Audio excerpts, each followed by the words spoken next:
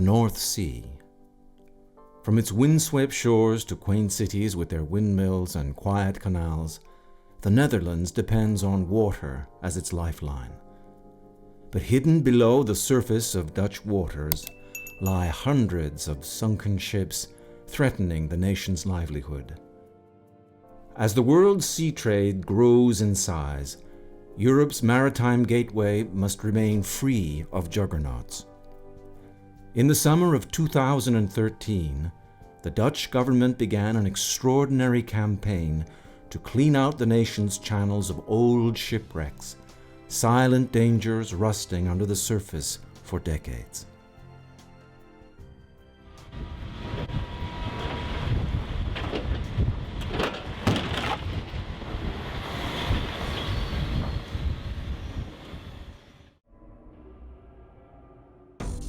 The waterways of the Netherlands are the vital lifeline for the whole of Europe. Whether through the Rhine estuary or the ports of Rotterdam, goods and raw materials make their way through Dutch national waters to Germany, the continent's powerhouse. But wrecks litter the sea floor and create dangerous bottlenecks in supply lines, posing a serious hazard to the nation's economy. The wrecks either needed to be removed or reduced in height to ensure free passage of the giant cargo ships that Europe's economy depends on. Every year, the Dutch government's Ministry of Public Works, the Rijkswaterstaat, orders a clean-out of the nation's port approaches.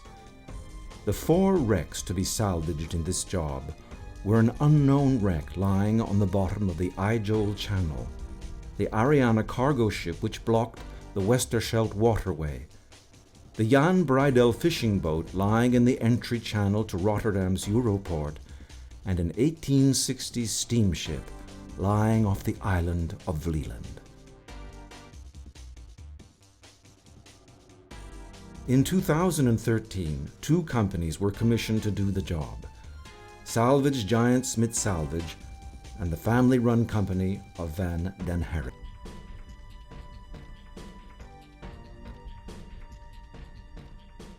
Most of the economic power in Europe is coming from our neighbors on the east. So Holland is situated very well for the connection of the big river Rhine, you can say, or Waal in Holland.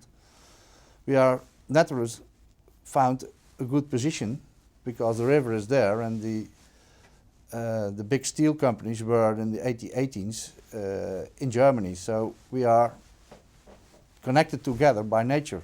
Well, they wanted to make the approaches to the harbors more safe, and there were some obstacles in the way. And so this is all about safety and getting a more efficient sailing to and from the ports. Here in the headquarters of Van den Herik in Sliedrecht, east of Rotterdam, salvage masters and engineers plan the operation down to each minute detail using the latest 3D modeling and mapping technology. We had the wrecks in the Westerschelde, the entrance to Antwerp, and we had a wreck on the north above the island of Vlieland. Meanwhile, in their nearby shipyard, welders prepare the buckets and grippers used on the barges in the open sea. Van den Herik is a medium-sized company, but it stays at the forefront of salvage technology by engineering and constructing most of its own equipment.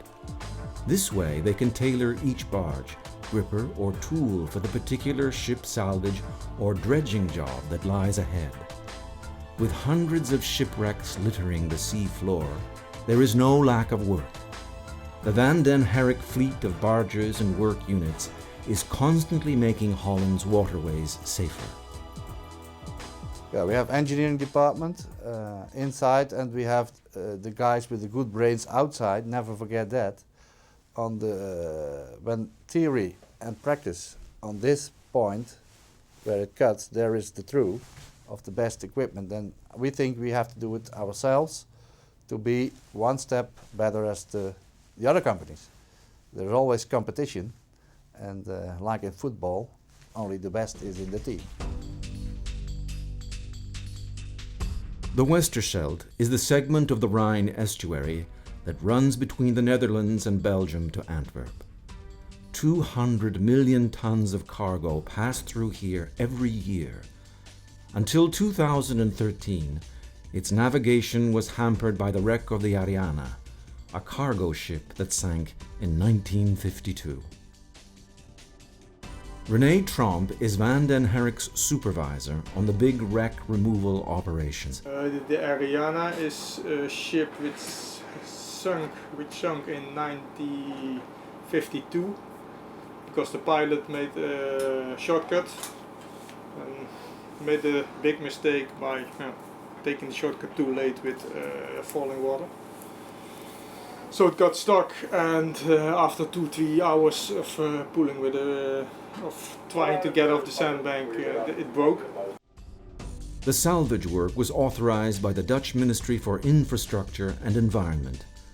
At the end of August 2013, Minister Melanie Schultz van Hagen visited the salvage operation to get a hands-on feel for how the channel clearing was proceeding. Helemaal weghalen is vaak heel moeilijk, omdat ze zeker na zoveel jaar echt al helemaal in het zand liggen. Dat geldt ook voor dit schip. Dus er zit gewoon voor een deel ondergronds. Nou, dan maakt het ook niet zoveel uit. Maar het deel wat erboven zit en wat geraakt kan worden, dat halen we eigenlijk weg.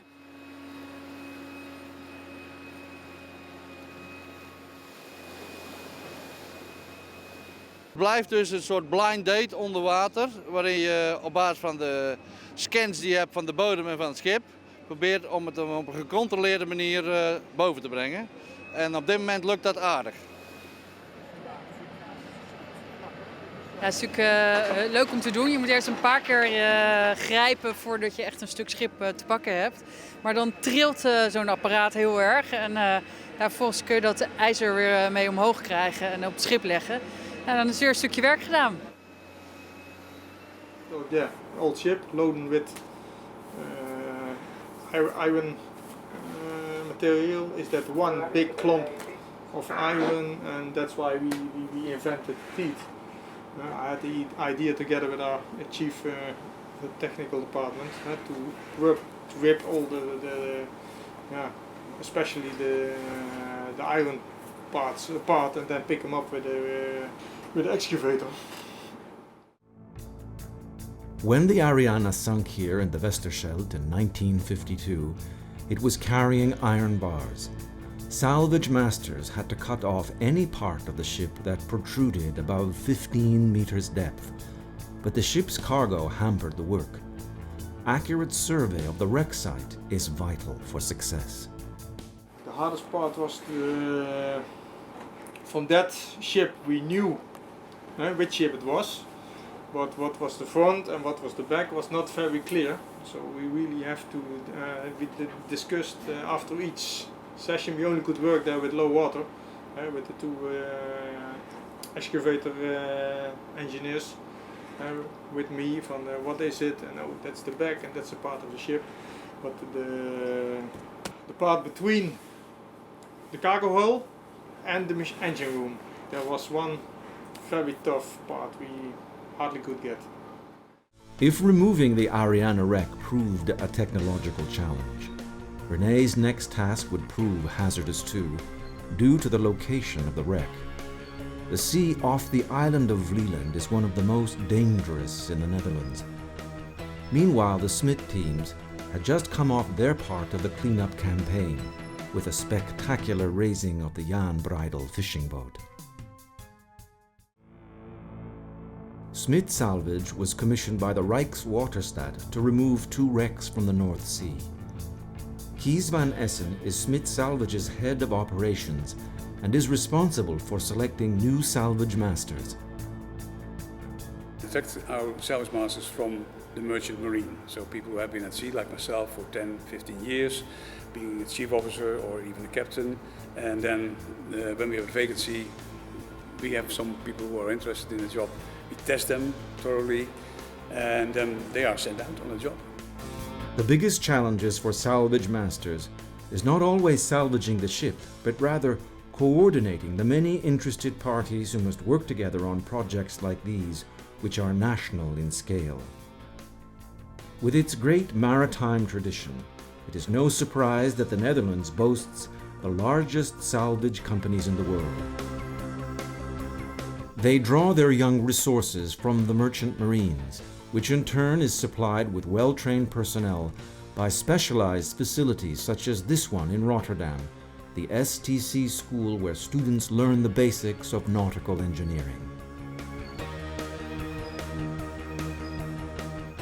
I think you have to, you need a person, and it can be, we have also one female salvage master, so it's not especially a man, but you need a person who can deal with authorities, can deal with, manage a team, but also knows what he's talking about, so he knows what the ship is. And he has to very well cooperate with the superintendent of the team and the team itself, because that are the guys who have a long training and experience in the salvage operations. I think there is almost always there is danger in our job, because we work in difficult, strange and dangerous environments. So the vessel could be on fire, or the vessel could be aground, leaking, possible to break or to sink. So there is always the possibility that complications would turn up, and that the whole situation would become from dangerous to really, really dangerous, and even that you have to evacuate your own personnel from the vessel. Smit Salvage has been contracted to remove 2 deep wrecks: the unknown wreck lying upside down in the IJgeul Canal, and the Jan Breydel in the approaches to Rotterdam. Their campaign started in early summer 2013, and they would employ their largest barges and sheerlegs to do the job. Captain Bart Huitzing is the salvage master who ran the Jan Breydel operation. Jan Breydel was standing straight up on the seabed, fully intact, as we could see from the survey data. So we decided to use one of our tuck lifts, this time the tuck lift 7, to lift a complete wreck in one time from the seabed. We decided to lift her in one piece, because it would be more efficient, more quick, and also less danger for our divers. July 2013. Captain Bart Huitzing inspects the material to be transferred to the sheerleg, and soon the team is ready to leave. We used one of our Smit barges and 2 tugboats to accompany us and to assist us. And this was the main spread which we used during the wreck removal operations. All the equipment what we need, depending of the salvage, come from the warehouse here in Rotterdam. We have a lot of pumps, a lot of dive equipment, air diving, saturation diving. Everything is here in Rotterdam. There is nothing on a sheerleg. If you like to have a sheerleg, then all the equipment is coming from Rotterdam, the warehouse. Jan Breydel is a fishing vessel, a kotter we call it. It's about 35 meters long. It used to fish within the channel off the coast of Belgium. And it got hit in 1988, if I'm not mistaken, by a freight carrier, a normal vessel, and it sank almost instantly. Salvage masters must first gather necessary data and coordinates for locating the shipwreck and determining its condition. Well, basically we need a good survey. Quite often we also do our own dive surveys, just to see with our own eyes what the situation is below the seawater. The call goes out to the divers and technicians, who must be ready at a moment's notice to take off on their next international salvage mission. When they give me a call exactly in the night, then I say goodbye to family. I take my suitcase and I take a taxi, and they bring me to Rotterdam Airport or to Schiphol. 10 years beforehand, Smit had used its sheerlegs and its cutting-edge technology to remove the Tricolor, which sank nearby with its cargo of 3,000 automobiles in December 2002, while traveling from Belgium to the UK after a collision with another container ship. No lives were lost, but the ship remained stuck in the mud in a waterway that was just 30 meters deep. The salvage operation in 2003-2004 used a unique cutting wire to carve the wreck into 9 sections, each one a whopping 3,000 tons. The massive sheer legs that Smit used can raise weight of up to 4,000 tons. In the summer of 2013, Bart decided since they could do it, they would raise the wreck of the Jan Breydel wholly intact. They needed divers to check the situation of the wreck, however, and to clean out any debris in the way of the slings.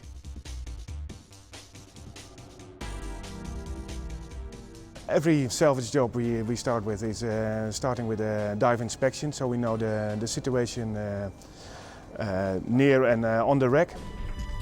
Divers doing the inspection must stay underwater hours at a time in order to pinpoint weak and strong areas of the vessel that can best hold slings and cables. They usually wear this helmet to communicate with a computer above the surface through dedicated cables. This is a super light. He's very light. It's about 17 kilo. It's not so super light. And this one is the umbilical. The umbilical go to the dive panel and to the helmet. Inside of one of this umbilical is air, light, video, depth meter. Sometimes it will be digger, and then it's also hot water for saturation for the suits. Because the Jan Breydel was intact and standing straight up on the bottom of the sea floor, divers were able to quickly make their determinations. We found that we had good points where we could attach the slings to. So we were quite confident after the first 2 dives that we could manage and we could do this job. Actually quite rapidly also, because everything was free and we did not have to do any additional work such as airlifting or removal of quite a lot of sediment. This was we could do everything in one time. The fishing boat, similar to so many that ply their trade through the North Sea, lay upright, so divers were able to slip the first sling under the rudder and propeller fairly easily. The bow was more of a problem, however. Well, the sling on the aft ship was fairly easy because the so-called window near to the rudder and the propeller was free, so we could easily bring the aft sling underneath. The forward sling was a little bit more difficult. We had to lift her with one sling, and to make some more room between the keel of the vessel and the seabed, so which would enable us to put a forward sling also in the correct position. So it would be one stable hoist. There was a little bit space underneath the Jan Breydel. Then we put a big steel wire. We put it underneath. It was more than enough. I thought about 2 meters. Then we heave it up. We have a lot of space more. Then we bring another a double steel wire underneath. Then we touch it down. And on the shaft we have also a space. And then we bring the other steel wire. Under the hydraulic pull of the massive sheer leg, the Jan Breydel began to gradually emerge from the abyss of the North Sea.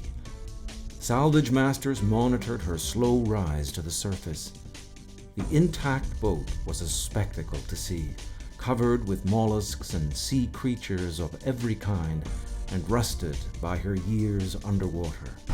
Right, good. That's a nice one, for the kids, eh? Yeah, the kids, for your boy. Yeah, that's nice. Once brought up from the dark depths, the sunken fishing boat took on the spooky aura of a ghost ship. Right, good. That's a nice one, for the kids, eh? Yeah, the kids, for your boy. Yeah, that's nice.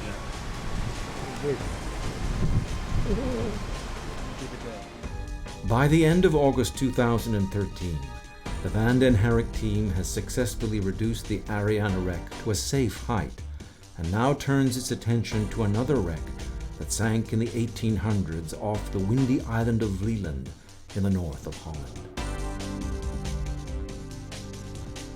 The remote area of Northern Ireland is an important shipping route because Northern Holland's renewable energy industry is rapidly expanding, requiring larger vessels to have access to its power plants. From the North Sea to Eemshaven in the north, we have the port of Groningen. And Groningen has developed an area of big importance called Eemshaven with power plants and windmill energy. So big expanding in Groningen, Eemshaven. And for the power plants there is a need of bigger ships. In 2012, Van den Herik was involved in a massive cleanup of the northern approaches to the Dutch city of Groningen, strategic to the nation due to its massive wind farms. Here, Van den Herik partnered with another company to raise a number of wrecks that littered the sea floor, but had to carefully avoid damaging vital underwater power cables. It was a delicate task. Now Van den Herik was contracted to clean up a wreck close to the windswept shores of Vlieland in the north of Holland. In this operations room, Van den Herik engineers and salvage technicians study all there is to know about the tides, shifting sands, and Dutch waterways they are called upon to keep clean. Like in all salvage operations, a number of things can go wrong. You have to cope with the elements, and you have to have luck or bad, and a very good plan and good equipment and very, very good people who stands for the job. I think that's all elements make you successful or not. As the Van den Herik teams left for the port of Harlingen, the October storms were on their way. They had a short window of good weather in which to complete the work, so they hoped to find the wreck quickly.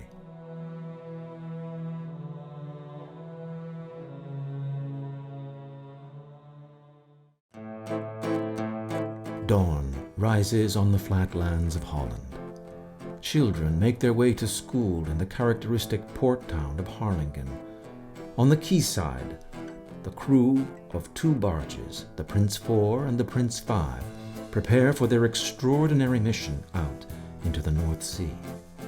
The team must work fast into good weather because the sea around Vlieland is known to be treacherous for ships in bad weather. The hundreds of shipwrecks lying at the bottom of the sea attest to the dangers of the area.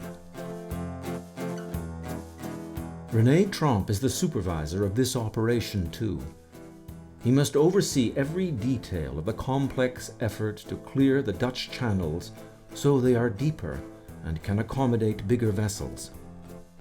I think a lot of commercial merchandising is still going over the sea, especially in Holland with a few big carves. So it's very important for Holland and the Dutch government to keep clear of all their the main sea routes. Deeper, so they can have bigger ships, but also the main routes to the harbors has to grow with them. On the barge, salvage workers under his command check every cable and piece of equipment to make sure the gear is operational before setting sail. With him is surveyor Bram van der Kooi. They employ a mix of new technology and traditional methods to get the job done. Very little is known about the wreck they must salvage, as it sunk in 1866. The actual name of the wreck it's the Milbank. It's been reported missing in 1866, and its cargo was bags of meal and wool. And a few days after it was reported missing, the beaches of Vlieland were full of sacks with meal, and the people of Vlieland sold it and made sweaters of it. So that's why the archaeologists think it's that ship. The crew set sail with the barges in tow. The weather is fair and hopes are high they will soon be able to find the ship on the first day out. The waters off Vlieland are lined with wrecks of all kinds. Finding the right one will be a challenge. The Prins 5 is a jack-up barge with 3 20-meter long legs. These legs are lowered down to rest firmly on the sea floor. Once there, they turn the floating barge into a stable platform from which to work with the diggers and grabbers. These pontoons can be transported with tugs to salvages or ship disasters all over the world. A pontoon, it's Prins 5. It's a pontoon from 40 by 10 meters, and there's a big excavator on it, 120 ton. It can reach until 14-15 meters under the waterline, and we got a big cutting teeth on it, so we can rip the wreck apart. Afterwards we put on a normal digging bucket to grab the pieces which been ripped apart. The transport barge is also the crew's accommodation, kitchen, and of the 2 vessels, the only one that actually has an engine. The other material that we're having here is the Prins 4. It's an old ship from the Dutch army. They used to bring tanks from Harlingen to Vlieland, so we bought it and we put a crane on it. And in this job it's for moving around, because the Prins 5 has no own propellers. Herman and Dirk are the crane operators, and they manage the hydraulic systems aboard the jack-up barge. The accommodation barge is an old military transport and is perfectly suited to carrying the debris from the wreck and the heavy equipment. GPS satellite systems locate the barge precisely, and the monitor indicates the estimated position of the wreck with the vertical and horizontal elevations. It is the task of Rhine and Bram to provide accurate information to the crane operators. The barge is then positioned carefully over exactly where the computers determined it to be, and the crane is prepared for its fishing operation. When we start the job, there's been a survey done by a third company, so it's we have no influence on it. So we get that survey and we take a look from what surface do we have to reach and make free. We put that in the crane and there we start working on that. The coordination between man and machine is delicate. The computer tells the crane operator exactly where to position the bucket and grabber. It is time to start the underwater expedition. From the archaeologist, we've got a rather precise survey and also a description what's the front of the ship and what's the back of the ship. From the historical museum they've got here.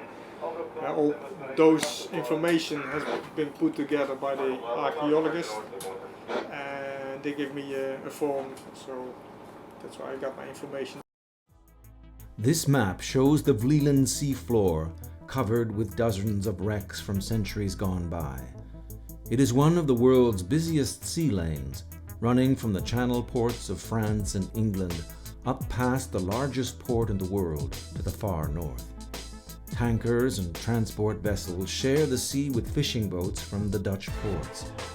This is an area Van den Herik knows well. There is no way of bringing the whole ship up, so Rene and his men have no choice but to break it up. The main thing they are looking for is the engine, the boiler, something that can identify the wreck for posterity and for the records of the Dutch government. The surveyor sets the depths for the digger arm so as to be sure to reach the sunken ship, but still the wreck remains elusive as the current slowly pushes the barge off sight. Every couple of hours the captain orders a repositioning.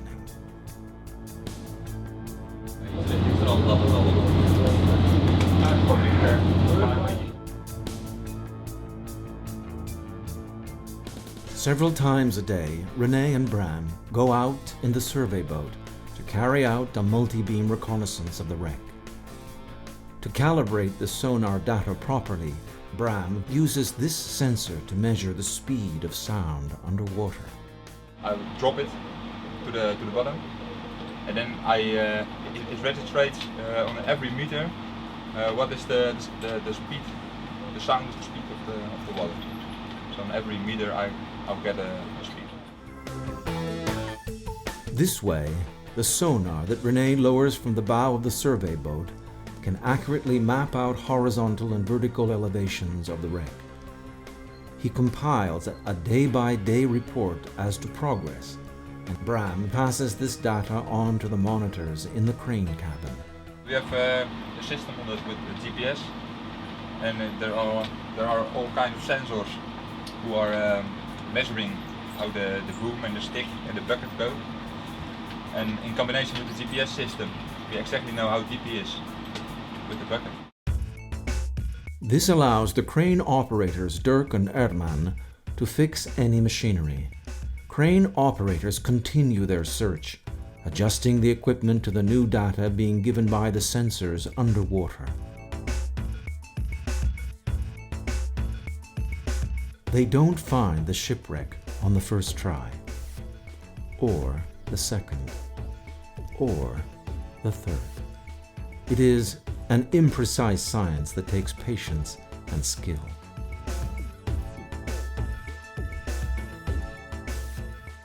Then suddenly, the barge shudders.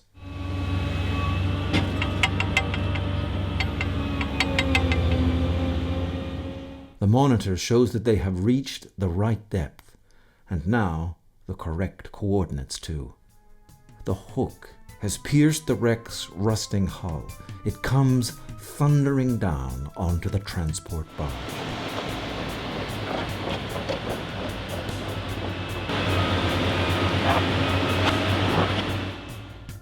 The bolts and welding betray the age of the ship. It looks like an 1860 steamer, but only finding the boiler will be decisive in identifying it once and for all. Crabs scuttle away. Herman, the crane operator, finds an interesting artifact, one of the ship's portholes. It has been twisted under the pressure of the waves. None of the crew survived the shipwreck, and now Rene and his team saw firsthand what was left of that tragedy. As the coupled barges realign with the wreck, Rene and Bram go back out to survey the sea floor and estimate the height to which they must cut the wreck. Their biggest problem now is positively identifying it so that the Rijkswaterstaat can be sure that the obstacle they had identified has indeed been removed. When we really find the engine, there's an engine number in it, and so they can prove it's the ship. Aboard, Dirk is still using the survey data installed in his cabin computer to aim at the wreck, attempting to remove whole pieces. The search is on for the boiler. Tonight, with low water, we're gonna try to get 2 spots with a bucket, and we can do that in one low water tide. After we done that tonight, they're gonna build up with the grabber to try to get hold of the motor. Now that salvage masters have located the wreck with certainty, they must change the hook and put on the bigger bucket to bring up the larger pieces of the wreck. It takes a whole team to swap the massive pieces of equipment. Finally, the large bucket with teeth is lowered into the water. It hits its goal immediately. More pieces of the Milbank are brought to the surface. But as the sun sets and the day's work nears its end, there is another complication: Mother Nature. A storm is brewing, and the crew must begin to batten down the hatches. These coasts are among the most dangerous, especially during inclement weather. It is the north wind that has caused so many ships to sink off this coast.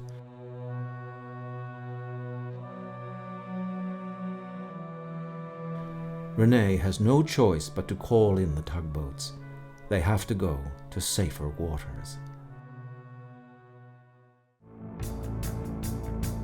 A storm is brewing over Vlieland, but the Van den Herik crew does not stop working. They prepare the equipment for the next day's operations. Dawn rises over Vlieland and the storm has subsided. The barges take up their positions of the previous day and the search for the boiler of the Milbank begins.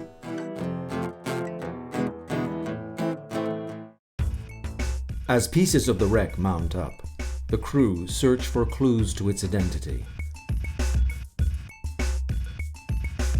From the remains, they believe that the ship is the Milbank, which was recorded by the Lloyd's Register as being lost on this coastline in 1866. In order to prove it, however, the crew still has to find the boiler, breaking up the superstructure as much as possible to expose the engine room. The storm has left choppy seas, and the tides affect the depth they can work at. The tide is low, and the wind has calmed. In the early hours of the morning, Dirk strikes something hard with the bucket.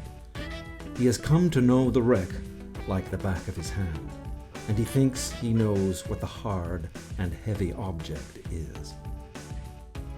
Before the hunt for the boiler can be concluded, however, the crew realize that the two barges have moved apart during the windy night.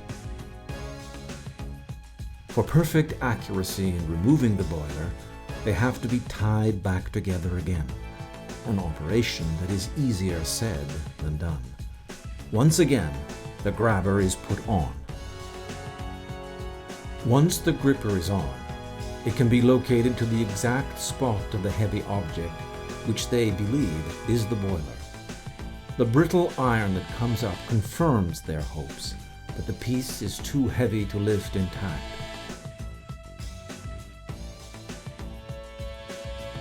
The operation takes several days, and the sea has become rough, making accurate surveys harder. However, only at the end of it can Rhine feel satisfied. We also removed the boiler. It was a little bit too high, but because it was too big to tear apart at that depth, approximately 30 tons, 35 tons, we couldn't lift it on board. Dragged it to shallow water, and then we left it for a few days, and today we flushed it a little bit so that it was cleaner. All the mud was out, and then we torn it apart, and yet it's on deck. Piece by piece, the engine of the Milbank is broken up and brought on deck. It piles up sadly on the barge, ready for official inspection. As soon as it leaves the sea floor, it begins to rust and decay. Every sort of ship goes by as the remains of the Milbank are brought to the surface. The company compliance officer takes pictures to show the Rijkswaterstaat. He collects the survey data gathered by Rhine. This week we achieved almost everything we wanted. There are only 2 or 3 small points this morning who are still above the level that we have to reach. So we moved those this morning, and then I hope with the survey from this afternoon that everything is free of objects. At the end of the summer cleanup campaign, the Van den Herik team write their final report for the Dutch government. The Westerschelde and seas off Vlieland are safe for large ships. Close by, at the Smit Salvage yards, the salvage team that pulled up the Jan Breydel in 2013 can also be proud of their work. As the largest salvage company in the world, Smit can count on the most powerful sheerlegs. the Smit equipment is built to raise the biggest and the smallest of wrecks.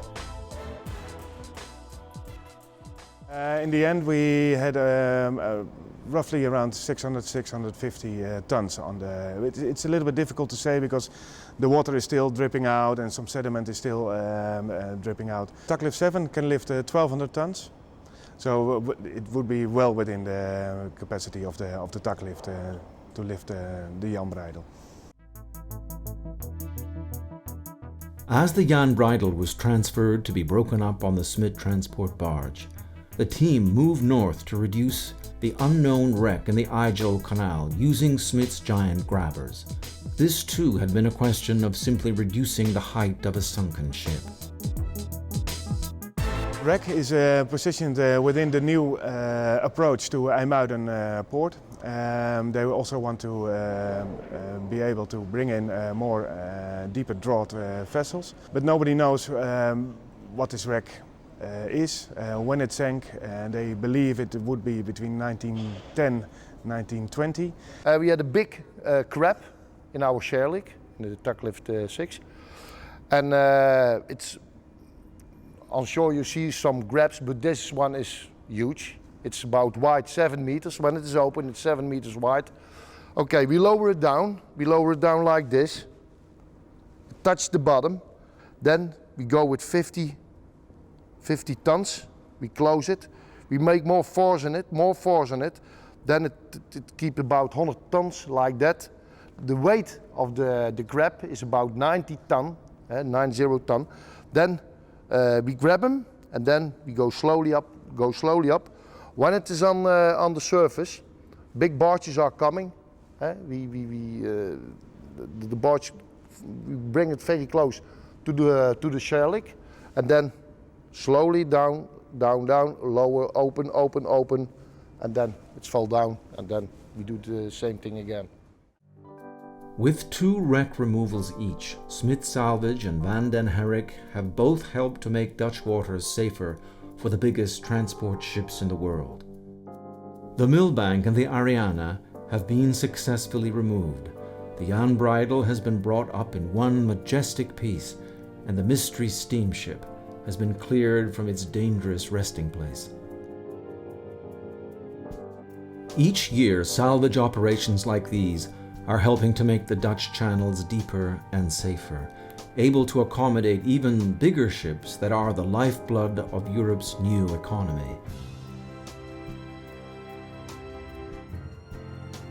But while 4 wrecks have been removed, there are still many more on the seabed.